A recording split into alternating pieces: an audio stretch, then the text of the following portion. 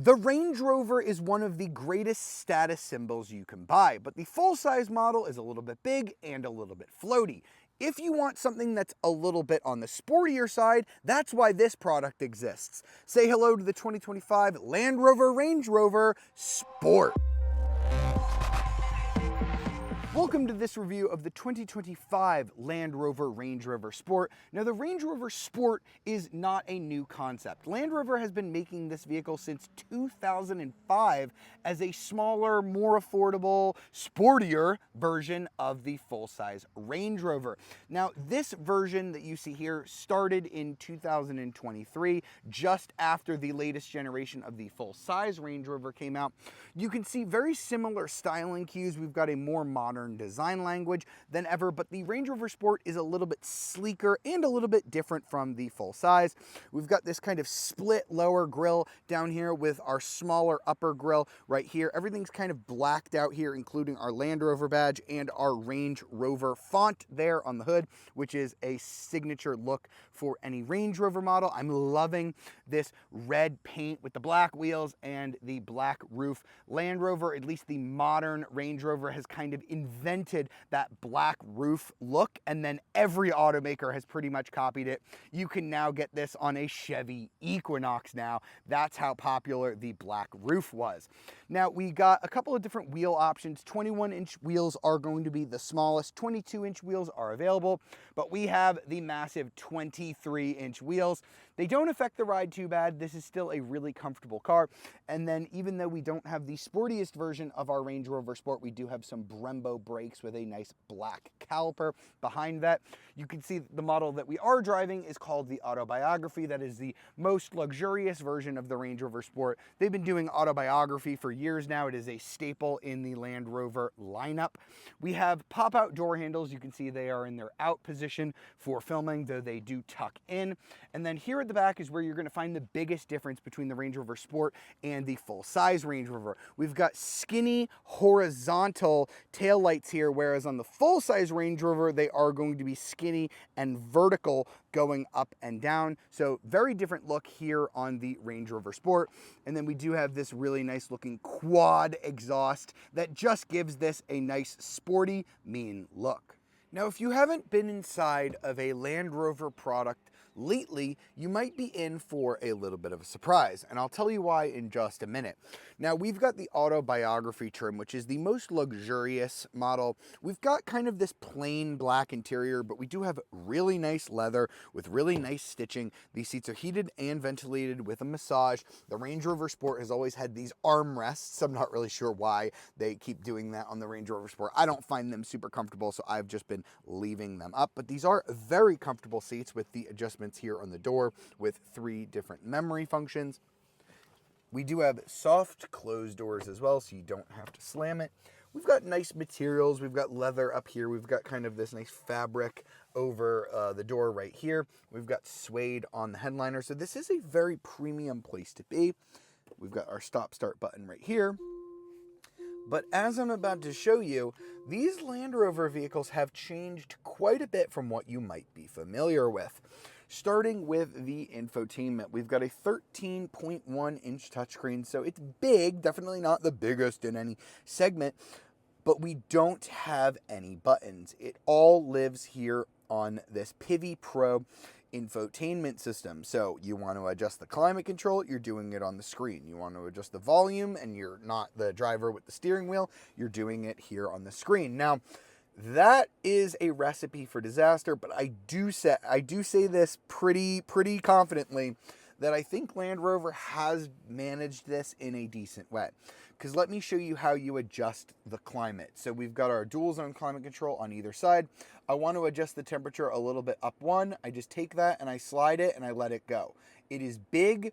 It is always there. It is quick and easy. It is not hard to get your finger on this sort of side strip on either side. The volume is the same thing. You just kind of slide it like that. You can tap it and you can get more options as well. You can do the same thing with the climate control. Now I have my seats. I can be a little bit more precise. I can go up by increments of like 5 or good increments right there. I can change the fan speed, which is a little bit annoying that I don't have like an easier access to the fan speed. But I gotta say, it's quick. It doesn't like get rid of the whole screen. You can still see what's behind it. I think it is an admirable effort. The only problem with this is that it has left all of the Range Rover dashboards looking pretty much identical. So if you get into the Evoque or the Velar or this or the full-size Range Rover, I think they look too much alike. Now that won't be too bad for somebody in a Range Rover Sport who has nice materials and a massage seat and all of that. But in the back of your mind, you might be thinking, but that Evoque and that Velar owner have basically the same screen as me, and that might hurt my pride just a little bit. Now, this screen is tied with a 13.7-inch screen. It's really an interesting shape, very like gauge clustery shaped, and you can edit this as well. I don't think that Jaguar and Land Rover do the best customization because it kind of just takes like a few too many steps for me in here to customize this panel, but it is there if you want. You can have this be a full color map. You can have it be a single dial instead of dual dials. So there is a bunch of different ways to customize this. I just wish it was a little more intuitive to do so.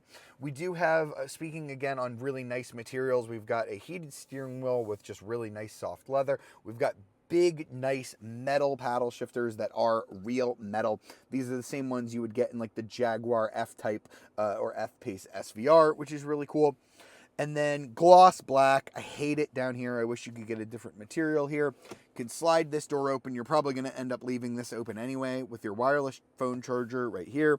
This wood door is going to open up to reveal your cup holders.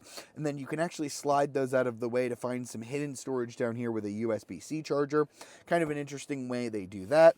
And then in here in this armrest, you actually have a cooler, which is quite nice. I love having a cooler in my luxury vehicles.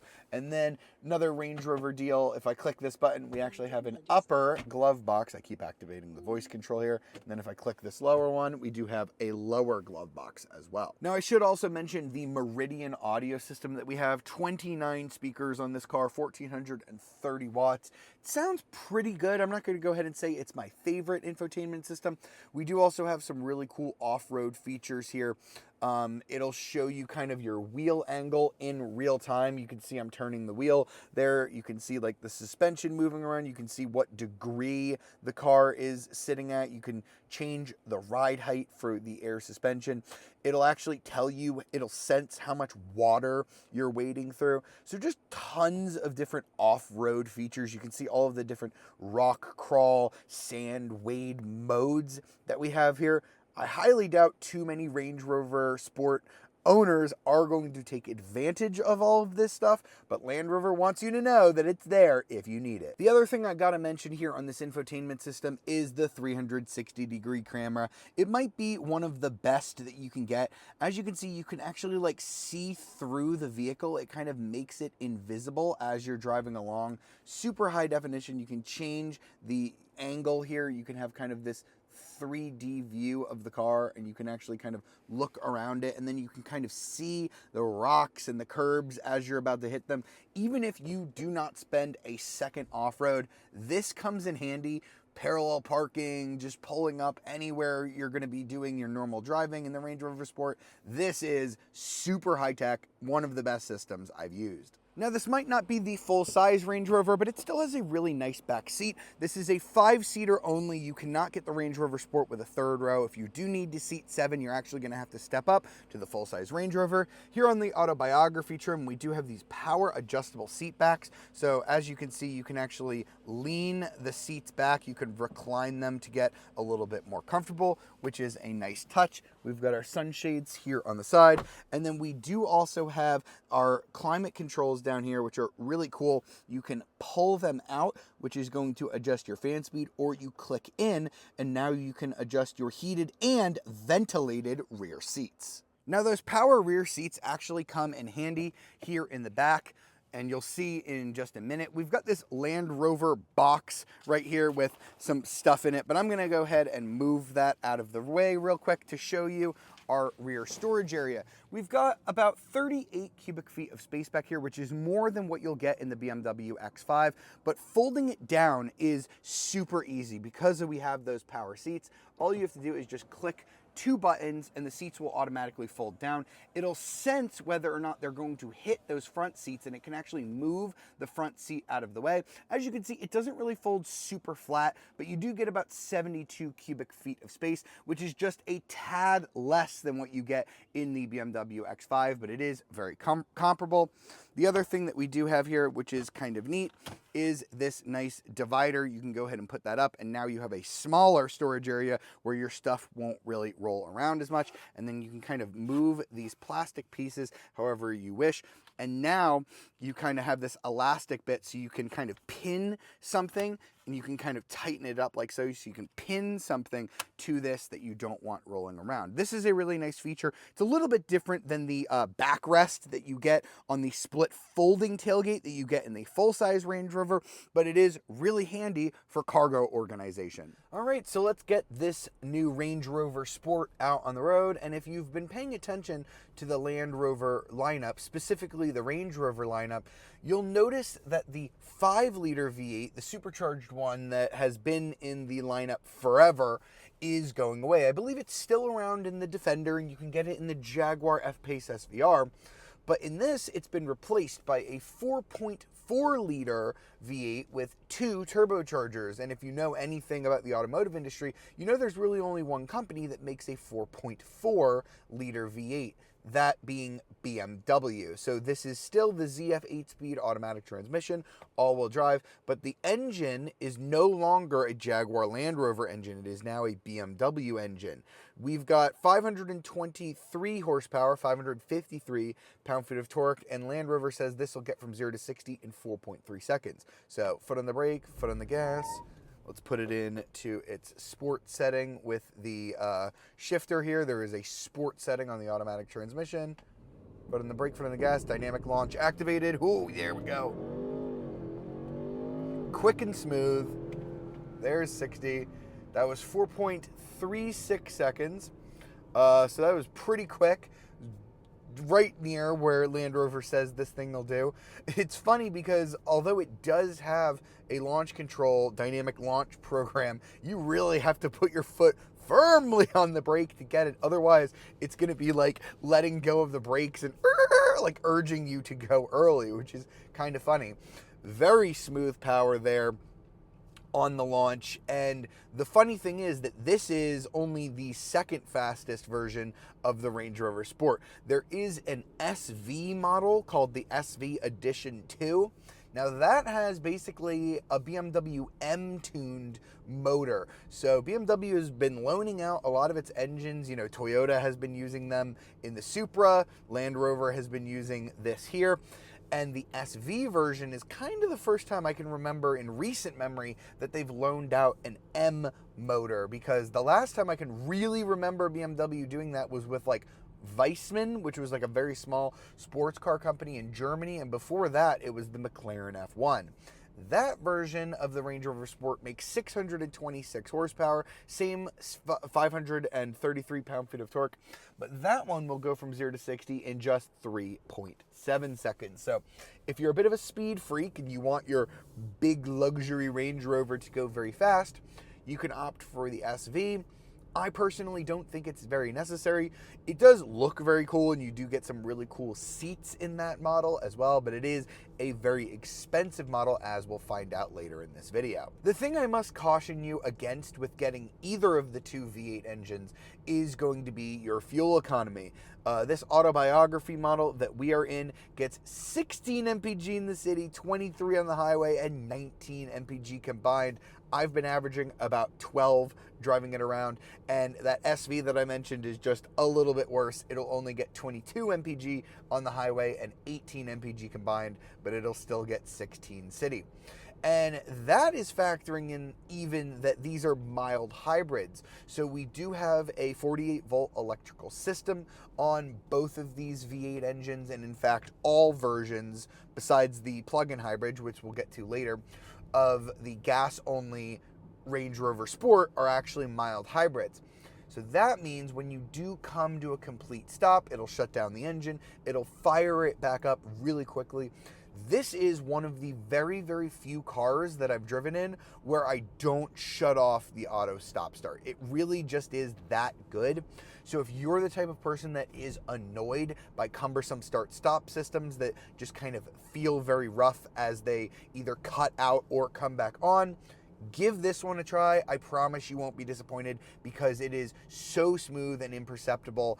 It is definitely one of the best stop-start systems I have ever been in a vehicle that is not a full hybrid. Now, if you aren't power obsessed, the base version of the Range Rover Sport is available with a 3-liter turbocharged inline-6. Now, this is an actual Jaguar Land Rover engine, again, a mild hybrid, producing 355 horsepower and 369 pound-feet of torque. It's the slowest version of the Range Rover Sport, but it'll still get you from 0 to 60 in just 5.7 seconds. Fuel economy is a little bit better, although oddly, like only a little bit better. You'll get 18 mpg in the city, 24 on the highway, and 21 mpg combined.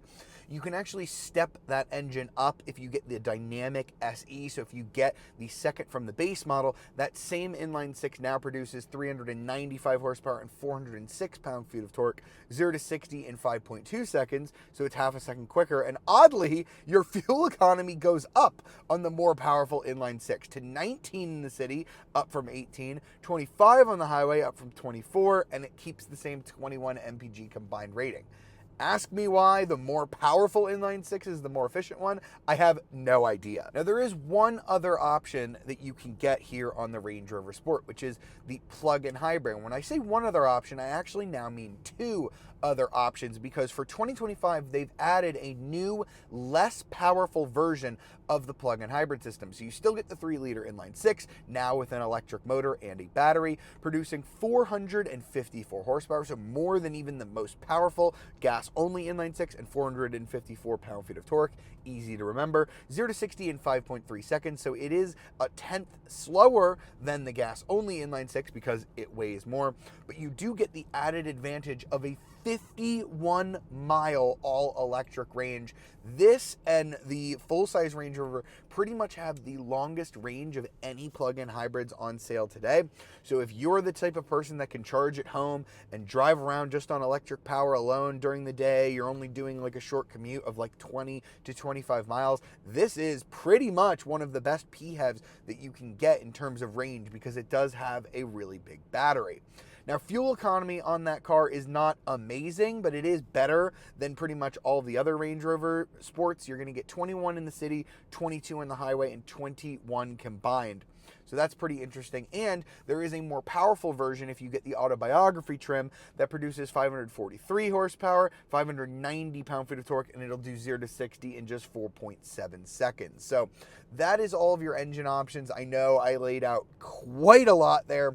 I'm very, very curious. I wish Land Rover would have sent me one of those plug-in hybrids to try out because I think that is a really fascinating option. But I will say this twin-turbo V8, it might not have the same character that the old 5-liter V8 had with the supercharger, because that was just one of my favorite engines, especially in the SV products. But this thing is so smooth. The mild hybrid technology is so great. It definitely is an improvement in terms of smoothness and refinement for the Range Rover Sport. Now we got to get into talking about how this car drives. So we have dynamic air suspension with twin valve active dampers. It rides very well, but it's not as floaty as the full-size Range Rover. I drove that car and I thought it was almost too soft and it never kind of stopped moving. This does not feel like that. We do also have dynamic rear wheel steering. Now watch this. Wow. That was a complete U-turn on a 2-lane road, and I did not have to do a 3-point turn. The active rear steer in this car is phenomenal. It makes this car so maneuverable, and you really don't feel it when you're kind of just driving around normally. I'm in comfort mode. I'm going to go ahead and stick it in dynamic as we go ahead and take some corners here. Weights up the steering a little bit. We do have those twin valve active dampers, which do firm up in dynamic mode, but I'm not going to go ahead and say that this is a particularly sporty tuned car. I believe you're going to have to step up to the SV if you really want that. It is supposed to reduce body roll here in the corners, but I'm not gonna go ahead and claim that this somehow magically erases leaned through corners, because it doesn't. I do definitely feel the body moving around in those corners. This is a Range Rover after all. This is not an SVR product, although they do make one of those. Now, the other thing I've got to talk about, because this is a Land Rover product, is the terrain response. We've got so many different off-road modes and off-road pages. We've got different modes that we can set it in. We do have amazing cameras here that work super well. You can dodge rocks and stuff like that and not worry about curbing your beautiful 23-inch wheels. I really didn't have a lot of opportunity this week to take the Range Rover Sport off-road, but it can do it if that's something you absolutely needed to do. If you're one of those people that lives on an estate and you have kind of a road, off-road gravel that you need to get to your house in, this will do it with no issues. Now let's wrap up our time with the 2025 Range Rover Sport. This vehicle is anything but affordable. It's actually one of the pricier vehicles in its segment. It's right up there with things like the Porsche Cayenne. It's definitely more expensive than even a BMW X5 or an Audi Q7, but it is a lot cheaper than a full-size Range Rover, which starts at about $108,000. You can get a Range Rover Sport SE starting at $83,700, so sizably less than a full-size Range Rover if you are somehow cross-shopping the two. The dynamic SE trim, which gets you the ability to upgrade engines, still comes with an inline six, but a more powerful one for $90,800. Stepping up to the PHEV is going to pull you up to $95 grand, and if you want the V8, you're going to be already at full-size Range Rover prices at $109,700. Now, the autobiography that we've been driving is more expensive. It's $118,700 for the plug-in hybrid, $123,400 if you want this V8 trim. If you have to ask my personal opinion, they're probably both great, although I've only gotten to sample the V8 engine. I personally am a little bit more frugal, and I think the ability to drive 50 miles on electric range is pretty darn cool. With options, the car that we've been driving is about 130 grand. But if you want to be a baller, you've got to get that SV Edition 2 model. It's $180,700. Do you need it? Absolutely not. But is it probably really cool? Yes, I honestly can't wait to drive it. Now let's summarize our time with the Range Rover Sport. I think it looks great. I think this might be the best looking Range Rover Sport yet. I actually prefer how this drives to the full-size Range Rover. I thought the full-size one was a little bit too soft, a little bit too floaty out on the road. This thing balances comfort, but also kind of dynamic driving really well. It's definitely more comfortable than something like the Jaguar F-Pace SVR or the Defender. It's a lot better on the highway than the Defender, and obviously it is a very different look than the Land Rover Defender, although the pricing can be quite comparable depending on how you opt for those two cars. Is it a value? Absolutely not. That is not what Land Rover is in the business of doing. They are a little bit more expensive than the competition, but you are paying for that badge and that prestige. But let me know in the comments, would you buy the Range Rover Sport over a Defender, over the full-size Range Rover, or over something like an Audi, Mercedes, or even a Porsche? I want to hear from you in the comments. And as always, if you enjoyed this video, be sure to like, subscribe, and ring that notification bell to be alerted of our latest videos. And I'll see you next time.